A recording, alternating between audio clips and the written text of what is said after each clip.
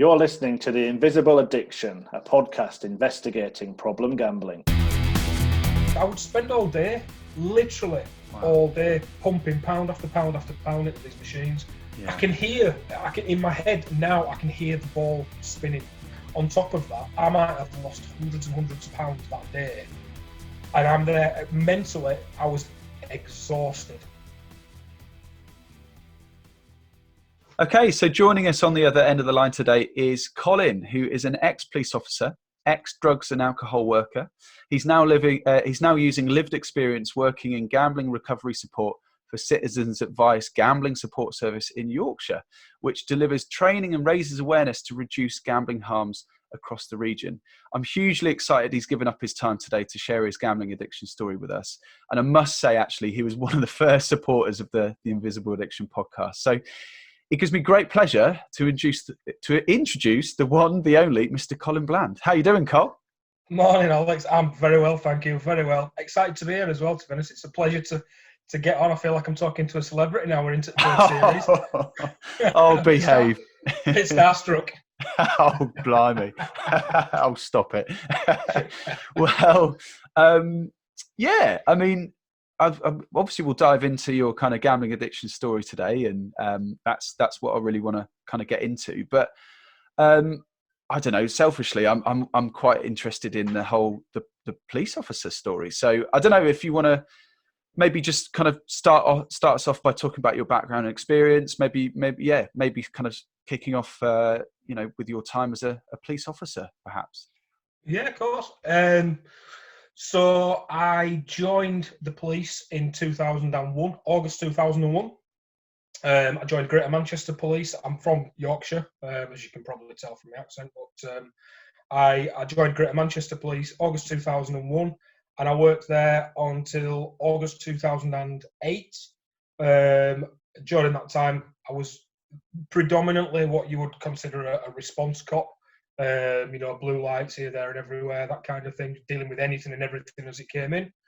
I did have a brief stint on the air support unit while I was in there, while I was in Greater Manchester. I worked on what they called the fixed wing unit, which was the aeroplane. There's an aeroplane in Manchester. Don't know if it's still there, but it was when I was there, probably in about 2006, 7, something like that, which is effectively a bit like the helicopter, but a bit more proactive rather than reactive. And then I transferred to West Yorkshire Police in August 2008, where I was based in Bradford for 10 years, basically, until May 2000 and what are we in now? 2018? Yeah, May 2018. And I did all sorts while I was working. I did response, neighbourhood policing, volume crime, all sorts of what people might consider slightly exciting, but for me, I became a little bit fatigued with it all. And it's like, once you've seen one burglary, you've seen them all, kind of thing. Everyone goes, "Oh, every day must be different." I suppose it is, but you're still dealing with the core element. But it's, that's kind of what I did in the police. Nice. I really enjoyed it, but I took voluntary redundancy.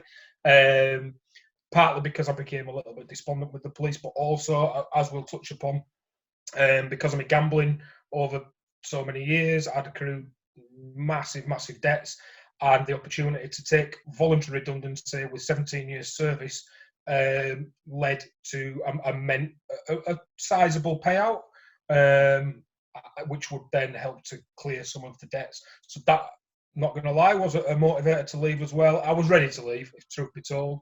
But an added aspect was the financial package to then effectively sort of start again as I was pushing 40 to be starting life again, which is what I did.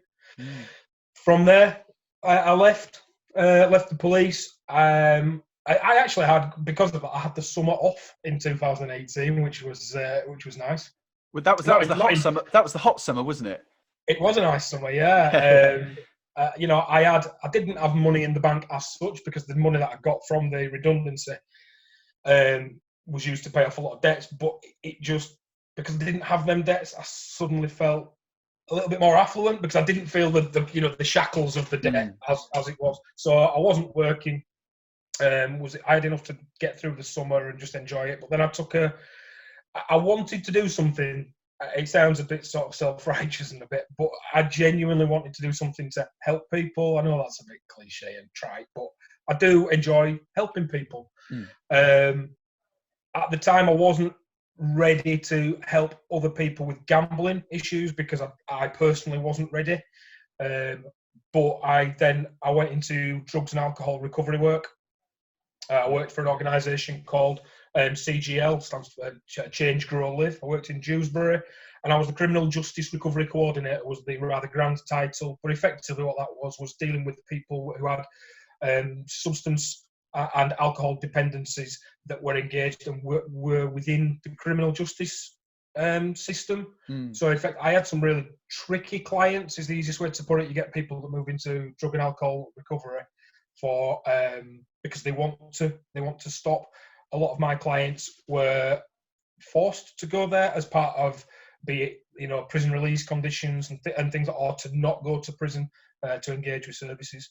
So I loved it, absolutely loved it. It was so rewarding to help those people, because sometimes you get people that weren't interested in the help, but then through my sort of coercion and help and support, they sort of started to engage, and some of them really turned their life around. That was fantastic, loved it. But then opportunities came up within the gambling industry, gambling recovery side of things. And by then it was too much of a calling for me. I did feel ready. Much as I loved the drugs and alcohol work, the personal experience that I've got with gambling was too much. And I moved into the gambling recovery sector. I worked on the National Gambling Helpline, and I did that. I worked nights. Really, really enjoyed that. I'm not going to say I enjoyed the nights. I don't mind working nights. I didn't particularly enjoy the turnaround in shifts. It sort of destroyed my body clock a little bit. But then, thankfully, this role that I do now at Citizens Advice came up, which was the Gambling Support Service Trainer, working for, I cover Yorkshire, Humberside and North Lincolnshire, which is a massive area, to be fair. Offering training for frontline workers and organisations just to raise awareness of gambling harm among their clients, so that they're better informed about what is available. One thing that I always feel, and I do speak from personal and professional experience, a lot of people are very, very aware of what is available help and support wise for drugs, for alcohol, not as much for gambling. It's not to say that any one addiction is worse or more deserving of help and support. All need tackling, but I would like to see gambling support and the awareness of gambling support and help raising to the levels that we sort of see with drugs and alcohol, really. That's where I am. Absolutely love what I do. I don't want to go too far in case my boss is listening, but I would do it for free.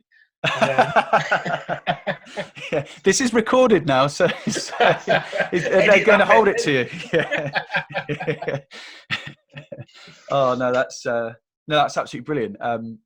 That's awesome. I mean, how's just on a personal level, and obviously with your work and stuff, how's lockdown been for you? Lockdown, I'm not going to lie. Lockdown, I feel selfish, but lockdown's been quite good to me. I feel I joined this role that I'm doing now with the Citizens Advice. I joined on the 16th of March, and so for the more calendar savvy, you'll notice that was exactly 1 week before lockdown number 1 started. So the aim and theory was I was going to come in on the 16th of March and hopefully hit the ground running, going out to organisations, delivering in person, me standing there in front of everybody and delivering the training in person. That immediately went out the window with lockdown. So it's been a learning curve. I've had to learn how to use Microsoft PowerPoint, Teams, Zoom, YouTube, Twitter, all these different things that, if I'm perfectly honest with you, I've never in a million years expected to have to tackle.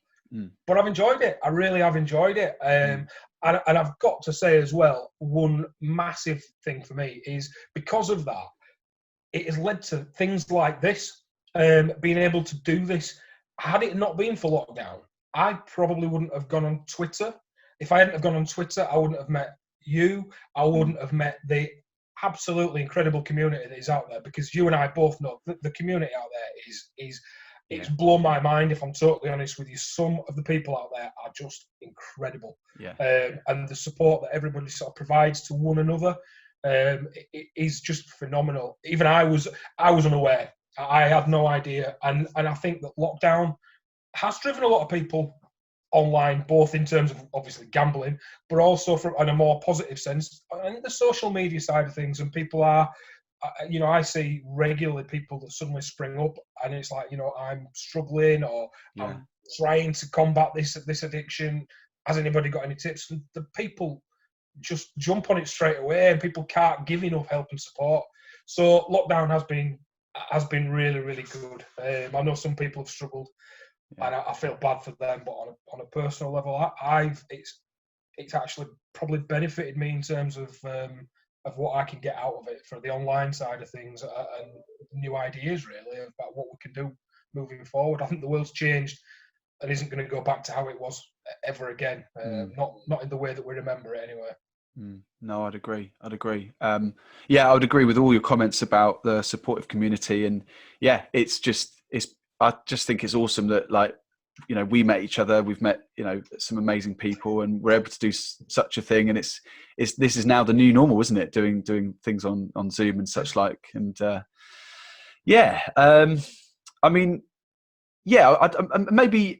like to maybe just touch a little bit more on the citizen advice work that you do. So I put something out recently because I only learned it recently as well. But I guess, do you deal with people and you can help with debt, like recovering of, financial advice? And I don't know if anyone's listening to this and they're struggling with the gambling and they've maybe got debts and such like. I mean, what sort of signposting do you do? Yeah. So the citizen advice, we offer an absolute array of different supports and advice for all manner of different things. Excuse me. Clearly, I'm gambling centric. That's my role. That's what I do. I don't offer debt advice or anything like that. I wouldn't even dip my toe into that. But what we do offer, this debt advice, benefits advice, housing advice, relationship advice, energy advice in terms of your gas and your electric, driving bills down. We've got different people in different areas that all offer those levels of support. What we tend to find is my role specifically is kind of the second, usually it's like the second part of the process, because what you tend to find is people won't necessarily come to citizens advice and say, I've got a gambling problem. Hopefully people listening to this will now go, I had no idea that they provided this service, and then they can come and go, I've got a gambling problem. But what tends to happen is people will come with other related issues, such as debt or housing or whatever, and they will then be seen, or at the moment, obviously on the telephone or online, they will be seen by an advisor who will ask lots of questions. And out of those questions, sometimes you can identify that there might be underlying gambling issues. They will then be referred on to me. I can offer a more bespoke level of support and advice. Again, I'm not a specialist in any way, shape or form. What I am is I am someone that has got the lived experience, and I care passionately and deeply about getting people the right support. So what I can do is I can give them the benefit of my experience, which doesn't necessarily mean that will work for other people, but I can say this is what worked for me. I will also then signpost them on to various different specialist supports, be it local treatment providers for counselling or any number of different things in that way. I also let them know about all the different things that are available. Your Gamblers Anonymous and the National Gambling Helpline and the National the Treatment Centre in Leeds, for example, the NHS. There's just so much out there, like I've already mentioned once or twice, and that's my role, is to sort of help people in the first part and then move them on into more specialist areas of support so that they can sort of develop their recovery, really. That at the moment, it hasn't been as, I haven't had as many coming through, and I think that's just a sign of the times, because people are focused on other areas at the moment because of COVID. The worry is that as time moves on, that fallout from this, we're yet to see, really. So I've been focusing on delivering the training online to organisations and things like that, so that they can help their clients. So Yeah. that they're, the frontline workers are, I'm not one for buzzwords and all this stuff, they're empowered to be able to understand what is available out there, so that they can signpost their clients on, so that they can get the help. For me personally, and I've said this from day one, I really don't care how someone gets into treatment. I don't even care who they get the treatment from, just as long as they get the treatment. That's the main thing for me, really. No, that's brilliant. I mean, I totally agree. And I think if we can help one person through this podcast, and if they kind of go off and get some help, that's job done as far as I'm concerned. So completely agree. Really, as I say, really appreciate you coming on and chatting. And I mean, your passion comes right through the screen, the Zoom screen. What was I going to say?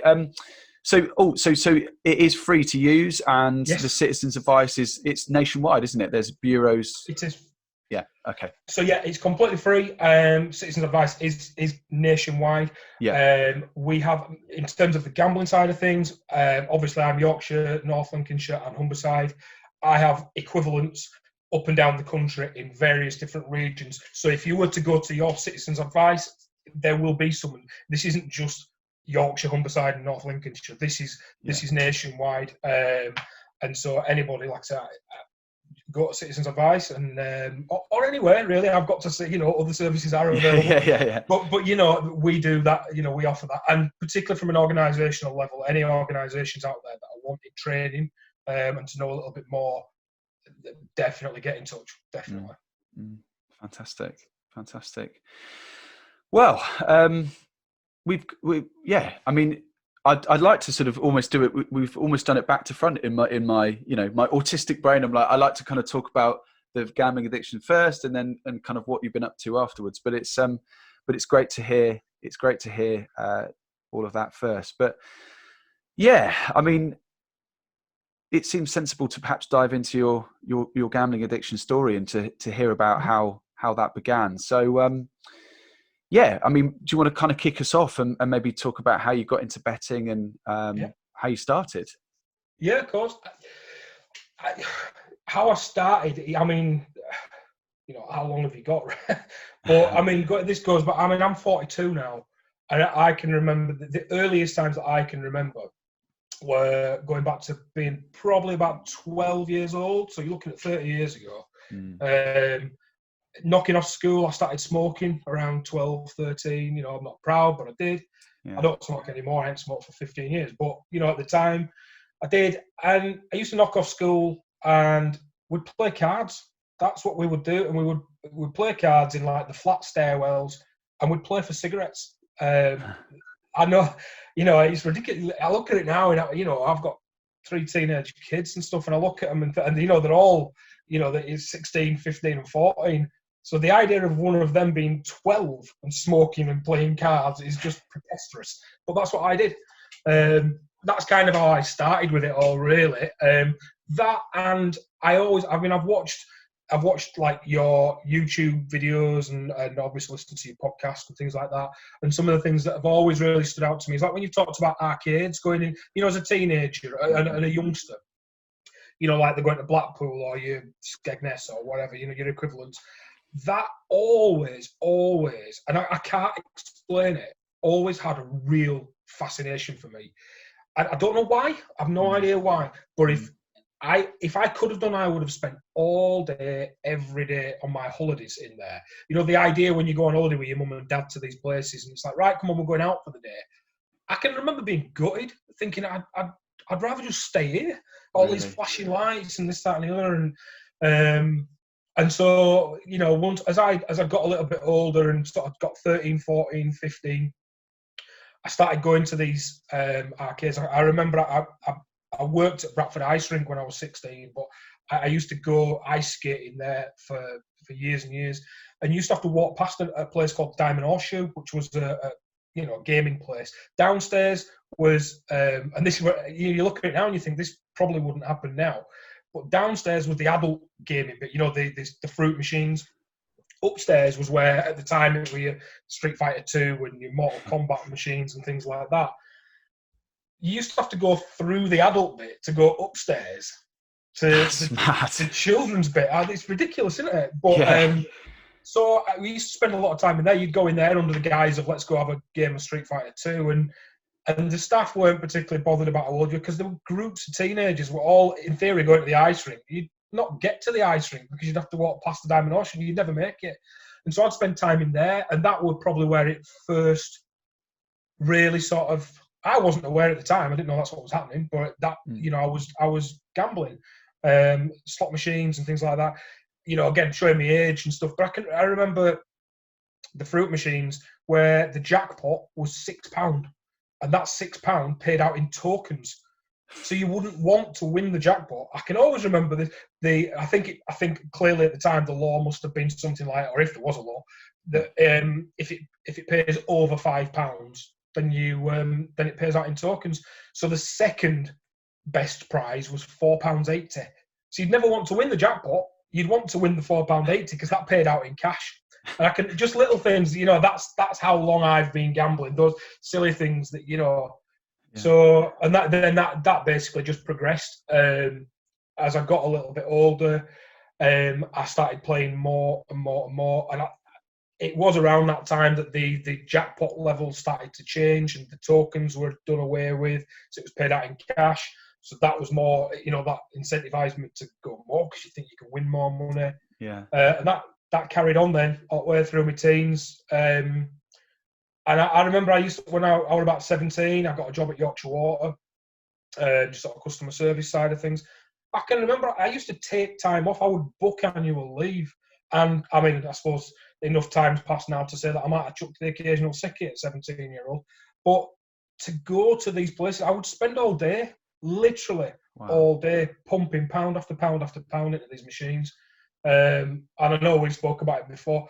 I can always remember coming home with green hands, and that was from holding pound coins in my hand all day. If you hold coins, I suppose people that work in banks and post offices and things like that might tell you the same. Yeah. But I was doing it from gambling, and I was 17-year-old, and I shouldn't have even been in there. I was supposed to be 18, really. I shouldn't have been there. But yeah, green hands. Mad.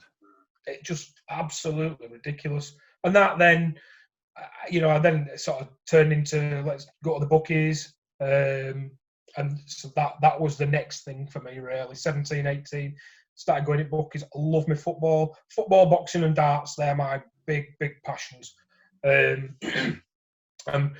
Football accumulators, again, I know you've done podcasts and things like that, and your YouTube, your vlogs and stuff. Football accumulators they're just a gateway, aren't they, into everything. And so it was with me. And this is all them years ago. It was exactly this. This is before, I don't want to say before the internet, because the internet was sort of kicking around, but we're talking in its infancy, really. It wasn't anything like what we're talking about now. There were no smartphones, or there wasn't even any online gambling, but it was just a crazy time that I'd go in and you go for a football accumulator, and I think it made me feel grown up, if I'm honest with you. And I think there was something alluring about it sounds ridiculous, doesn't it? But the smoky adult room, because obviously you could still smoke in there at the time, and they were grim places, let's be honest. But I loved it. It made me feel grown up. And I'd go in to put a football accumulator on at 10, 11 o'clock in the morning. I'd still be sat there at 5 o'clock because I'd be betting on horses and things. I've got no interest in horses, to be perfectly honest. I never have. Yeah. But I had an interest in gambling, and that was the thing. The horses have never really bothered me over the years. All the gambling that I've done, I have gambled on horses. Don't get me wrong, but only because it was something to gamble on, as opposed to wanting to gamble on the horses. You playing 49s, that game that they used to do I can't remember if it was just Ladbrokes or whatever, but that sort of thing, like a bit like your early days National Lottery and things like that. So yeah, and I'd just spend all day in bookies then, horse racing and anything that were going on, greyhounds and stuff like that. And I can then the key turning point for me, I think, then was what will have been around about 2002. I think, in hindsight, I already had a problem, but it was, I don't want to say manageable, because, I mean, on my 18th, just to go back, on my 18th birthday, I took a loan out for £5,000 because I'd already accrued some debts. This is just from slot machines and things like that. And, £5,000. I can remember now. I took it over 5 years, and I think off the top of my head, I think it was £160 a month. But I were in employment, you see, so I was still living at home at that time when I was 18, so I wasn't paying rent. So £160 a month, it really wasn't that much, and that kind of masked the fact that at 18 years old I was taking £5,000 worth of credit. Do you know what I mean? I was taking a loan at 18 years old. So I took that out and then never ever got out of that debt until I left the police because of my gambling. Because one loan turned into another loan to pay that loan off, and then a bit more and a bit more and a bit more. And 2000, I bought my first house. I bought a brand new build, and we bought it for £50,000 or £52,000, and sold it 7 years later for 125 grand. So there's 75 grand's worth of equity there. Didn't see any of that because that had all been taken out over the years. You know, squeezing equity out of the house. This is on top of loans, which by probably about 2006, 2007, the loans that I had on top of the equity that I was taking out, I had like loans for £25,000, more than one. I had credit cards that I were maxing out. The problem was me being me, but the problem was that being in the police and at such a relatively young age, I was on a good wage. Yeah. I was earning more than my sort of peers at that time, and it depends what the advantage / disadvantage of that was the credit that was available to me because of the wage. I've never missed a payment on anything in my life. That's one thing I always say. I say this on my trading that when I was gambling, I was responsibly irresponsible, which is, I know it's a bit of a contradiction in terms, but what I mean by that is I would always make sure that all the bills I get paid, all the bills were paid without a doubt. Never ever missed a payment on anything, but anything that was then left after all the bills were paid, and then more and more, obviously loans, overdrafts, credit cards, you name it, that all went on gambling. And sort of the fallout of that and what happened is because I was earning good money, and because I never missed a payment on anything, my credit rating was phenomenal. You've got to remember, around these times, sort of the early 2000s to mid, 2005, 6, 7.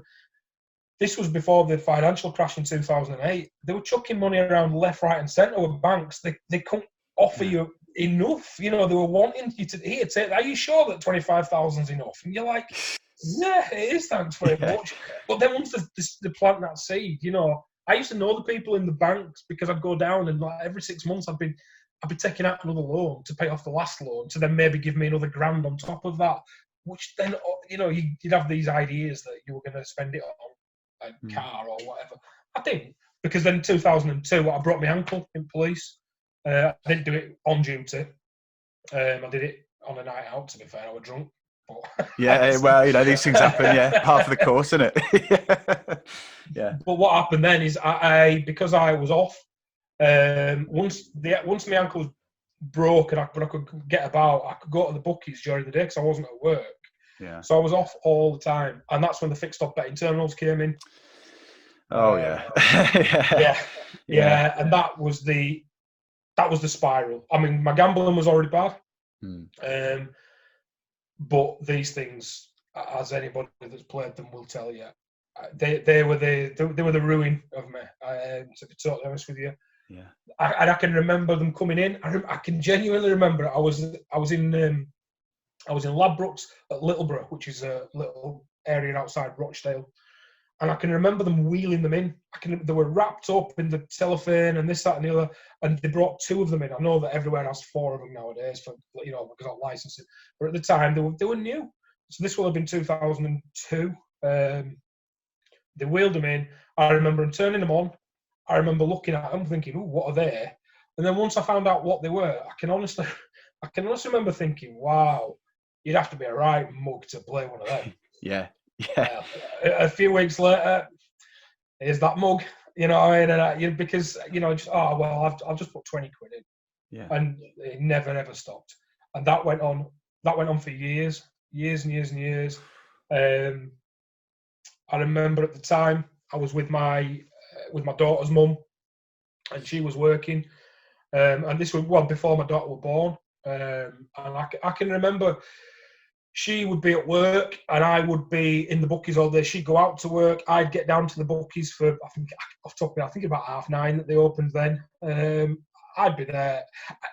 You never wanted to be the first one in because that was almost like the morning, I've got a gambling problem. Yeah. Do you know what I mean? When you're sat there before they've opened the door, you know. So you'd always try and be the second one in. It's like the first one at the buffet, isn't it? You don't want to be the first one, do you? That's exactly right. Yeah. But yeah, I would go there and I would be in there, and I've been there all day while my daughter's mum was at work. She'd finish work at 4:00. I'd still be in the bookies at like 3:59. My goodness. She had no idea where I was. She'd ring me during the day sometimes, and I can always remember stuff like this. We had a dog at the time, and she would ring me at whatever time during the day. I would step outside the bookies, answer the phone. She'd be like, "What are you doing?" "Oh, I'm just out with Meg. I'm just walking the dog." I wasn't. I'd been in the bookies for however long already. Lied to her that I was out walking the dog. All right, see you at tea time. Phone down, back in the bookies. Get to 4:00, and then I would absolutely belt it home as fast as I could so that I could get back before she was there, so that I could be laid on the couch when she walked through the door. "Oh, yeah, you know, I get a good day." "Oh, yeah, I'd be laid there," giving the impression that I've been laid there all day, playing my Xbox, watching films.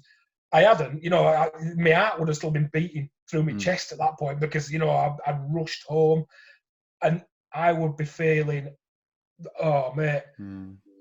So I'd feel bad for lying because it's awful. You know, it's not a good thing. And I am, essentially, I'm an honest person. I truly, but, you know, I've got a real strong sense of right and wrong, which I think is why I was in the cops and things like that. So being deceitful doesn't come easily to me. It doesn't come naturally. Being dishonest is not, it's not a nice feeling. But then on top of that, I might have lost hundreds and hundreds of pounds that day. And I'm there mentally, I was exhausted. This went on for years. And my head, you know, further down the line, you know, I've been to doctors and things like that, been diagnosed with depression and took antidepressants and things like that. I'm really open about that as well. I'm in a good place now, but I still take the antidepressants. I've reduced them, but I do still take them because there's an apprehension. You never know what they're doing for you and what they're not, and you think, "Oh, I don't want to risk it." But the mental exhaustion that time caused me, you know, it was unbearable. I'm living inside my own head. I couldn't, but didn't tell anybody. I also wasn't aware of some of this. There was nowhere near the levels of support that are available. That's available now, but there was still support. You know, there were Gamblers Anonymous and things like that. But I didn't go to any of them, partly because I was working and in the police. And the thing was, you know, if I'd tried to reach out to them during the day, that would have impacted on my gambling time, which I know is ridiculous. But, you know, it would have stopped me from gambling. And that was, you know, the urges to gamble were incredible. And partly because I was working. And like I said, at the time I was in the cops. So, you know, there were times when my ankle had repaired, but I was still doing the same because obviously you work 24-hour shifts. So I'd have days off during the week, whereas my daughter's mum would have been at work. So I'd be going through this routine, spending all day in the bookies, coming home, laying there. "Oh yeah, I'm fine. I've had a really nice day." My head absolutely pounding because I've lost a lot of money. I feel awful. I'm lying to her. And then a couple of hours later, I have to put my uniform on and go work a night shift and go deal with other people's problems, as though I didn't have any. And that went on for years. And the toll, I didn't realise it at the time, but it's only when you look back on it now, particularly because I'm in such a better place now, that you realise, wow, it destroyed me mentally without even realising, you know, and then, you know, around that time, my daughter, she was born in 2006. And I can remember it was around that time that sort of internet gambling, online gambling was starting to come towards. And I remember so it will have been in February 2007, will have been her first birthday. I can remember the night before her first birthday, and this was one of the real dark times when you look back on it with, to be honest with you, with disgust at myself, if I'm totally honest with you. My daughter's upstairs, it's the eve of her birthday, her mum's bathing her and stuff like that. And I absolutely love my daughter, obviously, you know, apple of my eye, all that sort of thing, the most important thing. What were I doing? I was downstairs using what was Sky Bet at the time, but through my telly on the remote control, playing roulette on my telly. And I can remember I lost £2,500 in about half an hour while my daughter, on the eve of her first birthday, and this was sat there in my own front. This was the first time that it had been, you know, when gambling came into my house rather than me going to the gambling. Yeah. £2,500 using my remote control, for Christ's sake. A remote control is for you telling you, that's the entertainment. And I spent £2,500. £2,500 that I didn't have. You know, that was right into my overdraft. Yeah. On the eve of my daughter's first birthday, and then I was still doing the fixed odd betting terminals, and then probably about 2000. I might be wrong on the years, but around maybe 2007, 2008, something like that, perhaps. iPhones came out, and then you know that just everything took another turn. Then and of course, you know, I was at the front of the queue, you know, signing up for all these online apps and, you know, your lab books and your Sky Bet. And for years and years and years, I absolutely hammered them. Yeah. Be it sport. Sport betting was one. I know you did a vlog. I think it was a very, very recent one. I think I might be wrong. But you said something that really, really hit home with me. And it was the fact that sometimes you would go into the bookies under the guise of, I'm just going to put a football accumulator on. You knew you weren't going to just do that. The lad behind the counter knew you weren't going to do that. Yeah. But you go through this, you know, morning, I'm just coming to put my football accumulator on. Yeah. And then you'd sort of hover near the fixed odd betting terminal, and it's like, right, have I left it long enough to make it look like I didn't just come in exclusively to play that? Yeah. And I used to do that in the physical sense, and then with the online, I'd do that online. I'll just go on and I'll put a £5 accumulator on.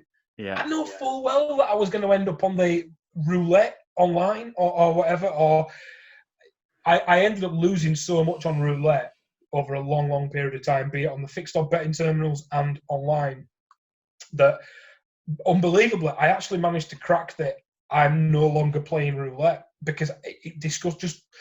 Yeah. I can in my head now. I can hear the ball spinning round. I can hear it, and it. I don't want to make it sound exaggerated, but it sort of invokes a little bit of nausea. It makes me stomach. I can hear it, and it's, you know, these. Which is why advertising's so clever, because they tap into, you know, the sounds and the lights and things like that. But, you know, for someone like myself, the negative association, just hearing that noise makes my stomach turn. But I would go online, but I managed to crack not playing roulette because I'd lost that much. It made me feel sick. And you think, wow, that's brilliant. Yeah. But all that happened is I ended up on blackjack tables instead. Me too. Which is stupid. Yeah. And I think for someone like me, I need mental stimulation all the time. My missus now, she's like, just put your phone down, or just, you know, I'm playing Candy Crush, or I'm on my PlayStation, or I'm doing a quiz or a crossword or a Sudoku or something. My brain is constantly, it never stops. And I think that was the allure of blackjack. The idea that I thought that it was pitting my wits against, you know, I was using maths and I don't want to go as far as to sort of say card counting, particularly online, because that's just nonsense. Let's be honest, I mean, when they're using like 4 decks and stuff like that. But the whole idea of roulette is just a game of chance. Not, you know what I mean? It just, wherever it lands is wherever it lands. But you've got some influence. You can stick or you can twist. Do you know what I mean? And it's that sort of thing. And I think I thrived on that. Not thrived. I didn't thrive financially, I can assure you. But that was the, you know, it was the whole opportunity to beat the dealer and things like that. Yeah, and that just went on for years. And the amount of money that I have lost, I don't dwell on that, if I'm totally honest with you, because I now look at what I have got, and I consider myself very, very fortunate. in reality, I should have so much more. My mortgage should be nearly paid off. I should only have just over 4 years left on my mortgage. I'm 42, and I've still now, gives you an idea of how much I took. I've still got 24 years left to pay on my mortgage. Wow. So I've increased the length of my mortgage by 20 years, almost exclusively because of gambling.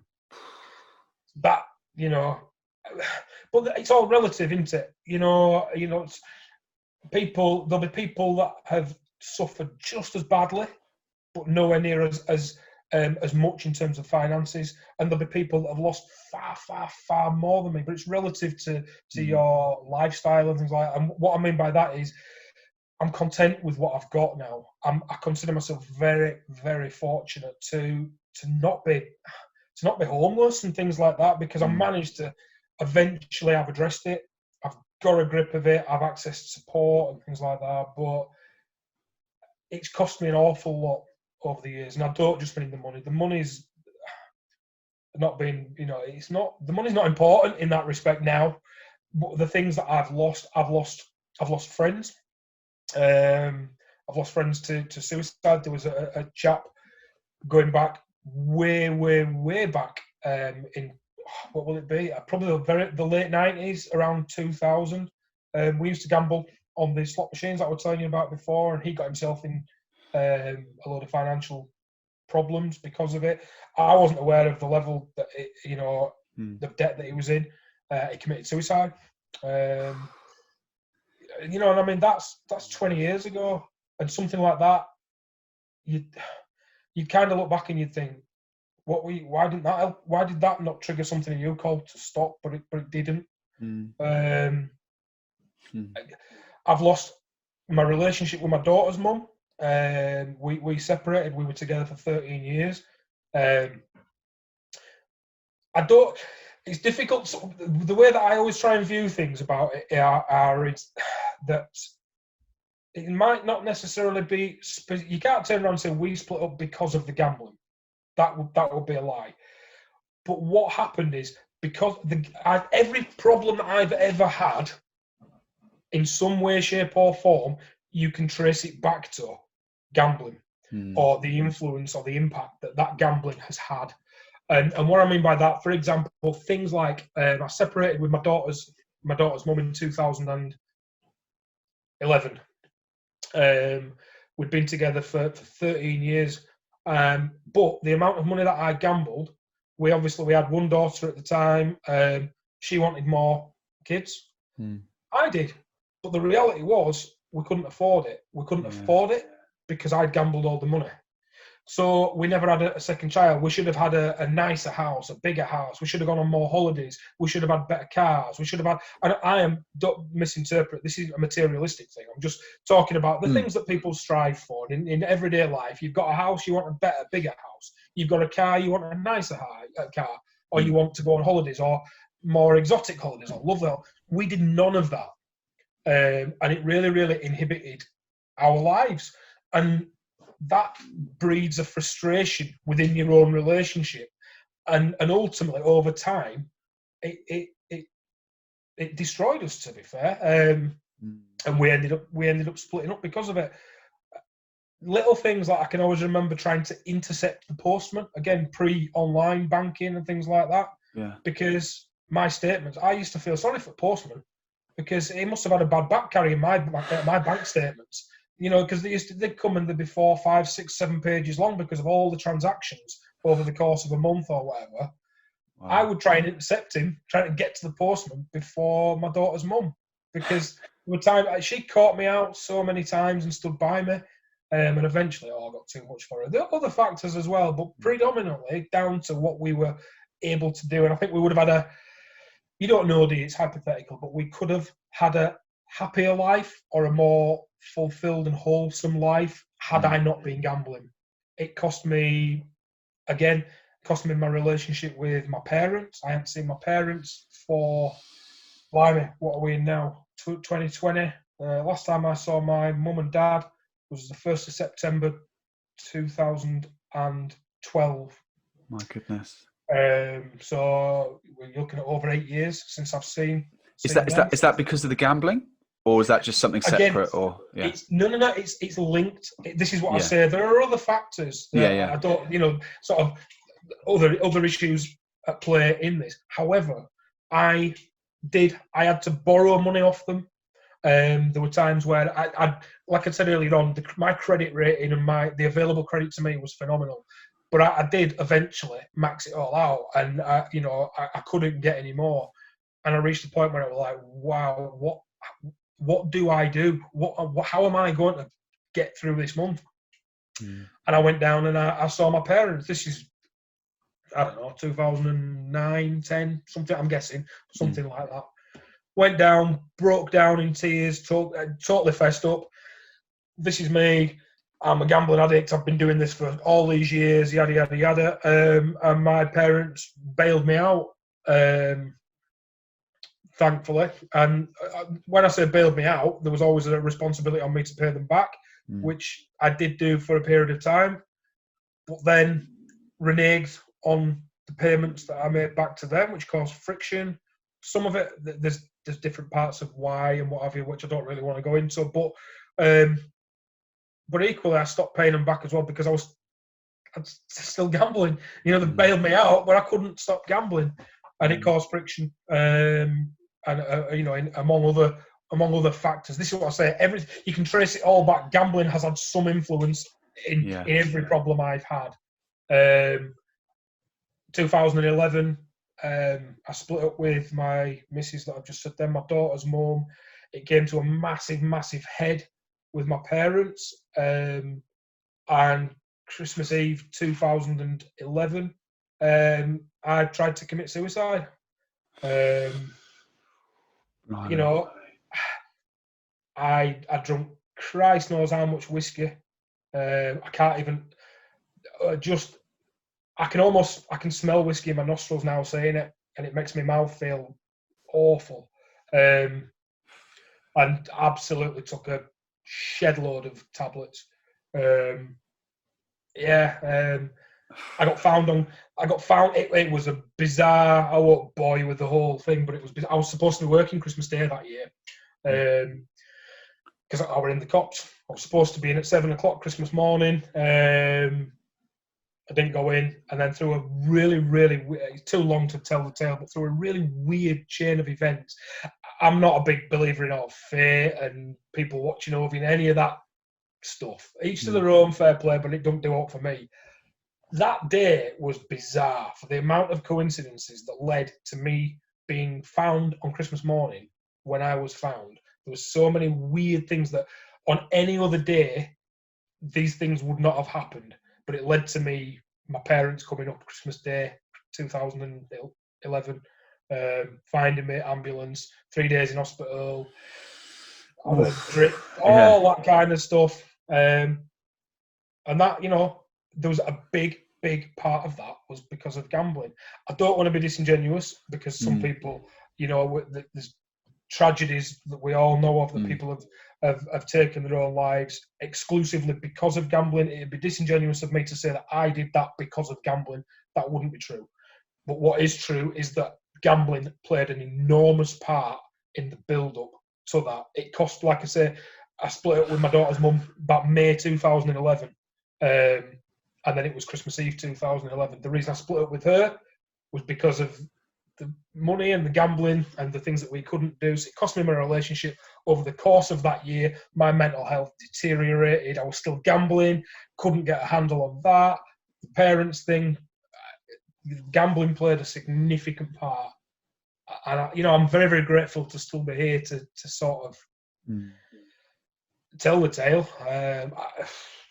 I just feel so, so sorry for people that, families that don't have that opportunity for their sort of sons and daughters. We all know them. But it's cost me an awful lot. Friends, family, finances are the least important part, really. They're significant at the time, but it's what that ends up leading to, what you end up, the things that you do, the things that you say, the things that you hide, and the toll that it takes on your own mental health as well, because it did. It ruined mine.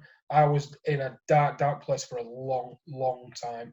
And then for the last 10 years, I've peaked and troughed because, I was still gambling. I was still gambling up to only sort of a couple of years ago. So even all these things, I suppose that's probably a good thing to mention, that even all that, you lose your family, your money, your mental health, you attempt to take your own life. I still kept gambling. I was still gambling after all that for years and years and years. Still, it's mad, isn't it? I self-excluded more times than you can remember on these apps, but this was pre-GamStop, which is just the most amazing thing ever. Is GamStop? I just cannot. I cannot speak highly enough of GamStop. I just wish that had been around so much earlier. I really, really do. But the amount of times that I'd self-exclude on Sky Bet and I'd go to Ladbrokes, so then I'd self-exclude on Ladbrokes and I'd go to William Hill, and I'd do the same, or I'd be doing timeouts for a month and then back on, and I'd just kid myself. And the amount, I knew that I still wanted to gamble. That was the problem, and I was still doing it no matter what. And the driver of all this lot was, I just wanted to be out of debt. I had this in my head. If only I could clear the debt, then it would all be all right. Yeah. That was the thing, which then itself led to gambling more and more and more, because the debt was getting bigger and bigger because of the gambling. But that led me to gamble more because the debt was getting bigger, so I needed to gamble more in order to be able to pay it off. And I can sit here despite all these years. I mean, like I say, we're talking 20, 25 years worth of gambling for me. I have never had what people would call a big win. I feel like the most. Everyone's nearly always got a tale of, I had this and I won 10 grand at roulette, or I won 15 grand on blackjack or whatever. Yeah. I never even come close, mate. You know what I mean? I think the most I've ever won, I think I won about 2 grand, and that were on a football accumulator. Yeah.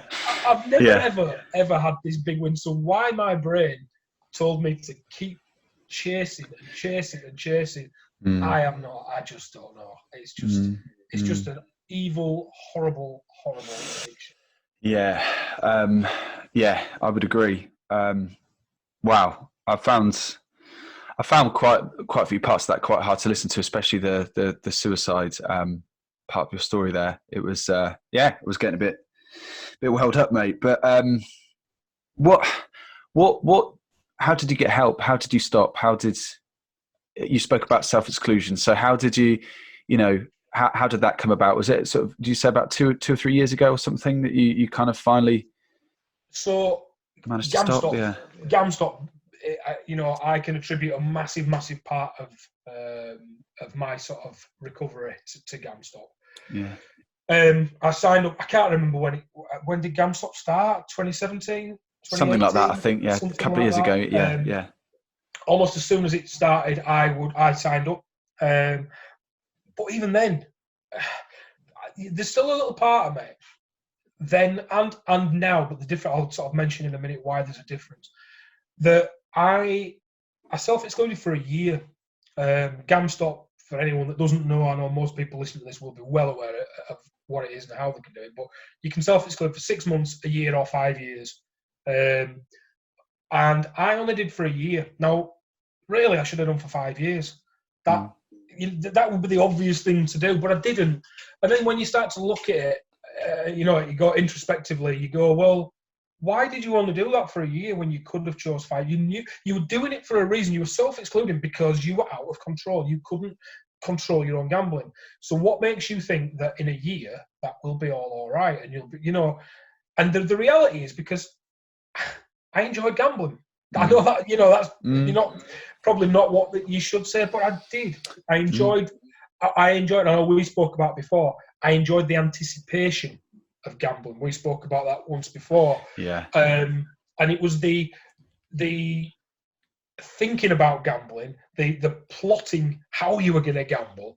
Be it, I'm going to go on the blackjack table. I'm going to start with 100 quid, and I'm going to play on 2 boxes. I'd formulate all these different strategies. And likewise, the football. Love me football. Like I said, I I can't, won't, and never will ever place another football accumulator. But I wish I could, because I wish I could separate football accumulators and sports betting from all the other aspects of, the online casinos, fixed up betting terminals, all that sort of thing. Because the reality is, whilst I might kid myself, like I said earlier on, that I'm going to just have a football accumulator, it never ends up just being a football accumulator. It just doesn't. I'll end up on the blackjack table, or I would be these bloody stupid virtual races of every thought. Oh, yeah. Being a bit sort of not OCD to the point of, I've got to turn all my tins round to face the front and that sort of thing. Yeah. But I do like a bit of order. So if I had £107 in my gambling account, in my online account, £7 would be getting spent on virtual racing just to round it down. But the problem then is, I'd chase it, but then I'd lose and think, well, bloody hell, I had £107 and I want that. So I'll just have another £5 to try and win that back. And then you've got 95, and that's not a round number. So I want 100, and it just goes on and on. But yeah, so I self-excluded for a year. Really managed, that massively helped to start with. The problem at that time for me was I still wanted to do the football accumulator. So whilst I'd self-excluded online, I kidded myself. Yeah. And I went to the bookies. Yeah. Just to put a £5 football accumulator on. And what's in the bookies? Fixed odd betting terminals. So having had a good few years away from them because I've been gambling online, I suddenly found myself back on the bloody things. Yeah. So that didn't go too well. Where there's a will, there's a way, isn't there? Absolutely. Yeah. But then, finally, the best thing that happened, the thing that really sort of, I say best thing, it wasn't the best thing, but what ultimately ended up happening was my self-exclusion ended after a year. I was spending too much on the fixed odd betting terminals in the bookies. So I thought, right, I need to get back online. It sounds balmy, but I need to get back online because I'm spending too much on the fixed odd betting terminals. So my self-exclusion on GamStop ran out. I did the whole rang them, waited, you got to ring them back after 24 hours. Are you sure you want to do this? Yes, I'm very, very sure. Couldn't tell them why. I lied to them, obviously. I couldn't say, listen, I really need to get back online because I'm gambling so much on fixed odd betting terminals that this will help. Ridiculous. But so, I'll go through the charade of, yes, I'm all right. Yes, I feel a lot better about things now, blah, blah, blah. So I managed to get the GamStop taken off. Immediately tried ringing, I don't know, Betfred, William Hill, whichever one it might have been. I want to reopen my account. And this is the only time that, I know people slate the gambling industry, and quite rightly so in a lot of ways. This one might surprise you, in that I tried to open an account with, for argument's sake, like I said, let's say Betfred. Rung them up and said, I want to reopen my account. And they went through that, right, I had to do the 24-hour period again with them. So that really peed me off, if I'm honest with you, because it were around Christmas, World Championship for darts were on, love me darts, wanted to have a couple of quid on darts. So I tried somebody else, Bet365, Ladbrokes, Skybet, all these different ones. Every single one of them said, ring us back in 24 hours. Again, quite responsible. And like I said, the most surprising is I then rang them all back 24 hours later. Not one of them would grant me an account with them anymore. And that was because of, and the reason that they told me was because of the fact that I'd been on GamStop was clearly, a big thing. But then they also looked at my gambling history prior to the GamStop.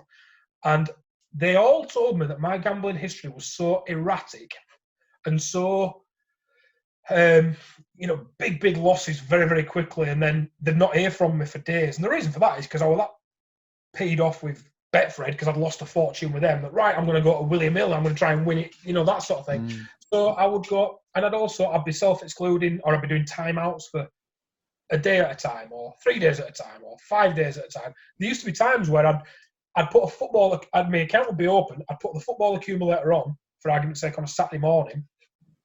I'd then self-exclude. Once I'd done that, I'd do the timeout for 7 days. So that bet was on, but then I'd time out for 7 days until the following Saturday. with a view to not being able to get online during the week, because that's where I would end up spending silly money online on the blackjack tables or whatever, but then it'd come live again by the following Saturday, so I could have another football accumulator. So it was just crazy that some of the things that they did, that I did, and the way that I did it, and none of them would allow me to have an account. So it annoyed me a lot, obviously. I couldn't get on anywhere, and then the final straw for me, this is where it really, really, really snaps, and I just resigned myself. I thought, well, bloody hell, I can't get an account anywhere, so I can't gamble. So you take the access away, and what can you do? By this point as well, because I'd anticipated being allowed to get back online, I'd been in the bookies and asked them to self-exclude me. I stood there at the counter, quite embarrassing, quite demeaning, but it was something that I had to do. Asked them to self-exclude. I said, I don't want to come in here anymore. And we went through. They were really, really good, to be fair, really understanding. They knew that I had a big problem, clearly. They'd watched me for all that time. But they took a photograph that went behind the counter, that sort of thing. So I knew I could no longer go in there. So I thought, well, what am I going to do? Short of travelling to different towns, which I have done, but it's a blag in it. That's, if you're so hell bent on gambling, that's like, wow, really, you really, really need to get some help. But I couldn't get online anywhere. And then I saw an advert for Virgin Gaming, Virgin Betting. Virgin have got loads of different strands of everything, haven't they? And I sat there and I remember thinking, I don't think I've ever had an account with Virgin, ever. God, I've had accounts with. Think of a gambling provider. Chances are I've had an account with them. But Virgin, for some reason, must have evaded me. I don't know whether it's a newer one. I'm not entirely sure. But suddenly it came up telling. I thought, I'll just give it a go because I want to have a football accumulator. That'll bet again, Yeah. My GamStop had obviously long since been removed. Virgin have no records of me whatsoever because I've never had an account with them. Opened the account, not a problem. I had a £5 football accumulator. 24 hours later, I'd lost $3,500 on the blackjack table, all spent on my credit card because this was before the credit card ban. And that was in 24 hours. I'd done $3,500 on my credit card. And I was just furious with myself, absolutely furious. Yeah. So I closed it down. I shut the account down, and then I went back on GamStop and I signed up for 5 years. Yeah. And I've never looked back since. I've had an awful lot of support. My partner she's convinced that when I talk to other people about her, she's convinced that I'm sort of doing the blokey thing and, my missus this, my missus that, and giving her absolutely would not be anywhere near where I am without her. She's absolutely phenomenal. I might let her listen to this later on, but I don't want to get into above a station. But yeah, in all seriousness, she's been superb. And I can talk to her, and I do talk to her. Not all the time, admittedly. I can still be a bit closed around that because I worry that by telling her, I don't have the urges anymore. And this is going, it's nice to go full circle, really, using the work that I do. I know that everybody's not in the same situation, but I feel incredibly privileged, and I genuinely mean that, to be able to do the work that I do, because not only do I absolutely adore helping other people to try and not go down the same route that I did, every day that I do what I do, I love talking about things. I find it incredibly cathartic. I love doing things like this. All my work has galvanised my recovery.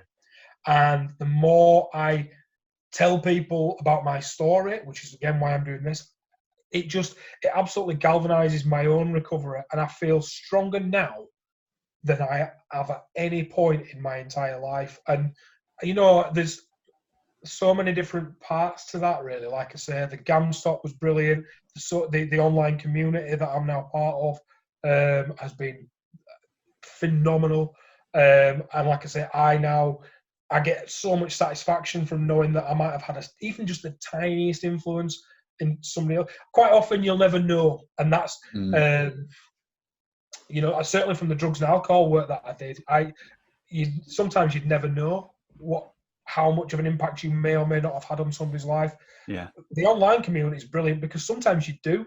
Sometimes people are so kind, they'll call you out and they'll say, thanks to Invisible Addiction podcast, it's been absolutely brilliant, because it has, and you have, and all the other people, the all bets are off guys, and all, there's so many, I'm not going to go through the roll call because there's so many people out there, but all of it is superb. That has helped me, even though I've now got some distance between where I am now and where I was, and the gambling and when I last gambled and things like that.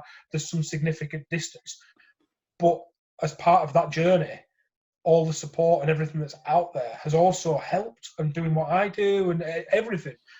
It's just, I honestly can't speak highly enough of everything that's out there, which takes me back to why I do what I do, to get the message out there, because I want people to be aware that the support's there, because there's nothing worse than feeling like you're on your own, which I know a lot of us that have been through what we've been through have at some point, and for a period of time, whether it was a day, a week, a month, or a decade, felt completely alone. And that really isn't the case anymore. It was once upon a time, or it was, well, there was things like Gamblers Anonymous, like we touched upon, but the amount of support that's there now versus what was, it's the strides. There's loads that can be done, still to be done. No one's kidding themselves. We're nowhere near victory in that respect. I don't even think we'll ever achieve a victory, because I'm not anti-gambling. Each to their own. I have got no desire for gambling to be banned. I'm not, some people, these prohibitionist names, tags that get thrown around and things like that. Not me at all. Each to their own. Let everybody do what they want to do, but, be aware of the dangers, really. And if you feel like you're sort of slipping, then be aware of the support that's there to help you from not slipping any further, and arrest the fall into gambling addiction, because it can spiral very, very quickly. But yeah, absolutely. Blimey. Well, Cole, I think that's I've really enjoyed listening to you, and it's a shame because, as mentioned, I've got to nip off now. But I mean, I'd happily just sit here and press, keep recording for another couple of hours. Genuinely. You speak. And as you know, mate, I can talk. Let's be honest, I could talk for another 2 hours. but you speak from the heart, and I just know that so many people will relate to what you've said, and it's brilliant. I really do. I hope so. I mean, one thing, like you've said there, speaking from the heart, we arranged this this podcast recording. We arranged it a couple of weeks ago, and obviously I got the email, and this is what be aware. This is what we do. This is that sort of thing, to sort of prepare me, if you like, for the people that are being interviewed, just to be aware of what to expect and things like that. And I remember sitting and thinking, must prepare for it. I'm going to get a pen and paper. I'm going to write down what I want to say. And I sat there, and I got the pen and I got the paper, and I sat there. And at first I had a bit of a mind blank. And then I just thought to myself, Cole, what are you doing? Because that's not me. Not for something like this. Because everything that I have said is true and from the heart. And that is what I thought. I thought I would much rather come in unprepared, as it were. Not unprepared, but you know what I mean? Ask me a question, and I'll tell you whatever comes out. And rather than have this prepared statement of, this was my life and this is how, which is perhaps why I ramble sometimes and go off on tangents and stuff, but it's all genuine. And I hope that this interview is as helpful for other people as so many of your other interviews and the other people that have been interviewed have been for me, because everybody that's been on, there's been some absolutely superb people, and each and every one of them's got a really, really valid story to tell. And they're all inspiring in their own way. If I can get 10% of that to other people from this interview that I've had from listening to others, then this will most definitely have been worthwhile doing. Oh, that's brilliant. That's very kind of you to say, and I would agree. I think we without getting too kind of hippie, we can always, there's, for every conversation, there's always something we can learn. and improve.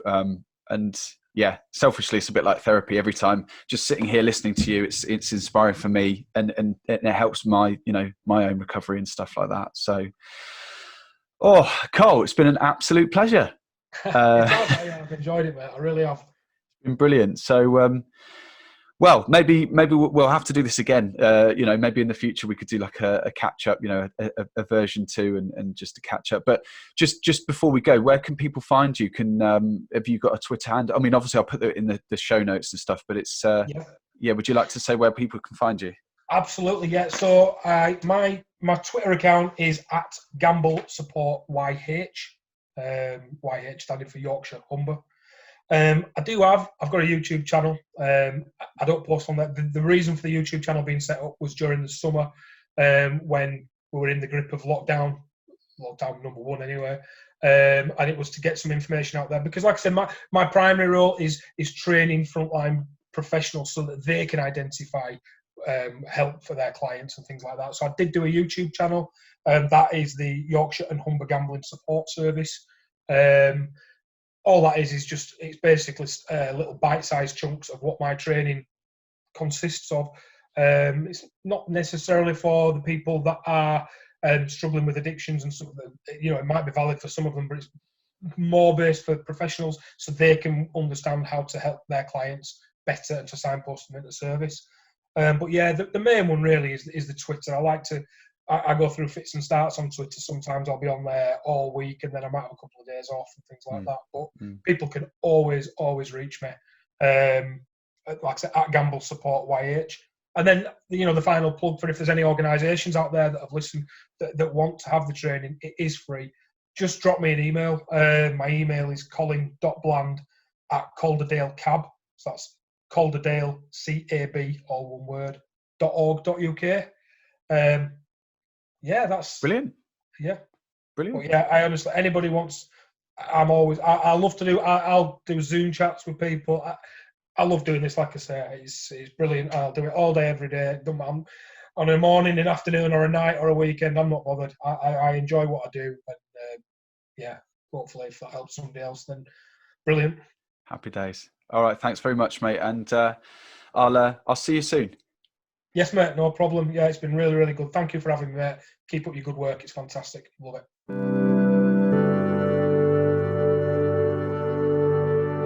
It takes a huge amount of bravery to tell your story publicly. So I'd like to say a massive thank you once again to Colin for his honest reflections.